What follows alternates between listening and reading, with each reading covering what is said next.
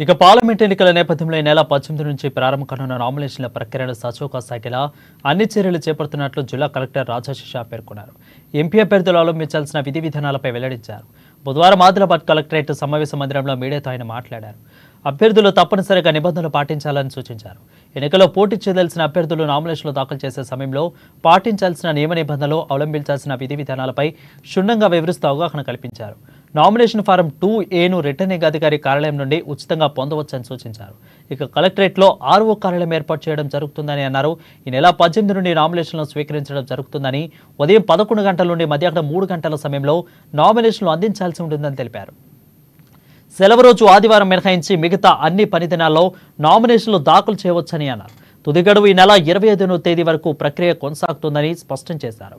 ఇక నిర్ణీత గడువు, నిర్ణీత సమయంలోపు రిటర్నింగ్ అధికారి వద్దకు చేరుకున్న వారి నామినేషన్ల ఫారాలు మాత్రమే స్వీకరించడం జరుగుతుందని తెలిపారు. ఒక్క అభ్యర్థి 4 సెట్ల నామినేషన్లు దాఖలు చేయవచ్చని, అభ్యర్థి వెంట మరో 4గురికి మాత్రమే లోపలికి అనుమతి ఇస్తామని తెలిపారు. జాతీయ, రాష్ట్ర రాజకీయ పార్టీల తరపున పోటీ చేసే అభ్యర్థులకు వారు పోటీ చేసే నియోజకవర్గంలోని ఎవరైనా ఒక ఓటరు నామినేషన్ను ప్రతిపాదిస్తే సరిపోతుందని స్పష్టం చేశారు.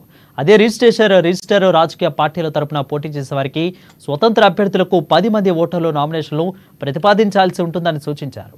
ఇలాంటి సంఘటనలు తావు లేకుండా ఎన్నికలు సజావుగా జరిగేలా అందరూ సహకరించాలని కోరారు.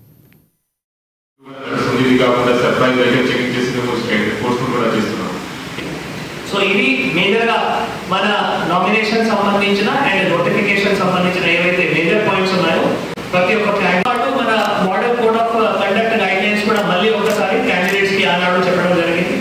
దట్ ఎందుకంటే ఇప్పటి నుంచి మన క్యాండిడేట్ ప్రచారం స్టార్ట్ అయింది. ఇప్పటి వరకు ఏవైతే ప్రచారం జరిగింది అవి పొలిటికల్ పార్టీకి సంబంధించిన ఏమైనా ఎక్స్పెండిచర్ అంటే ఇప్పటి వరకు పొలిటికల్ పార్టీ అకౌంట్లో బుక్ అవుతాయి. ఇప్పటి నుంచి ఏవైతే ఎక్స్పెండిచర్ స్టార్ట్ అవుతాయి అవి కాంటెస్టింగ్ క్యాండిడేట్ అకౌంట్లో బుక్ అవుతాయి. ఒకవేళ కాంటెస్టింగ్ క్యాండిడేట్ నామినేషన్ ఫైల్ చేసే ముందు క్యాష్ సంబంధించిన కూడా ఒకవేళ క్యాండిడేట్ ఏమైనా ఖర్చు పెట్టాలి, ఏమైనా డొనేషన్ తీసుకోవాలి అంటే 10,000 లిమిట్ ఉంటుంది క్యాష్కి.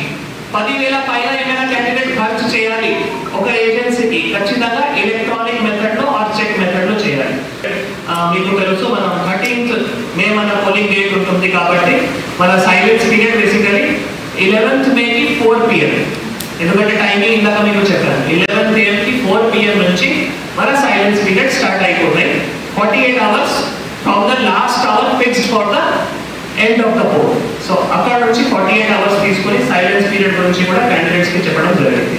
డిస్ట్రిక్ట్ గ్రీవెన్స్ కమిటీ అవి చూసుకున్న తర్వాత ఇది ఎలక్షన్ సంబంధించిన ఉందా లేదా అవి చెక్ చేసిన తర్వాత మళ్ళీ ఒకవేళ ఎలక్షన్ సంబంధించిన లేదు అంటే మళ్ళీ వాపస్ రిలీజ్ చేస్తారు. సో ఇలానే ఎక్కడైనా ఏమైనా జరిగితే ఖచ్చితంగా CVGL అనానిమస్ కంప్లైంట్ ఇవ్వాలి. లేదు 1950 కూడా కాల్ చేసి మాకు సమాచారం ఇస్తే దానిపైన తొందరగా FST టీమ్స్ కూడా వెళ్ళి దానిపైన యాక్షన్ తీసుకోవడానికి వీలు ఉంటుంది. సిమిలర్గా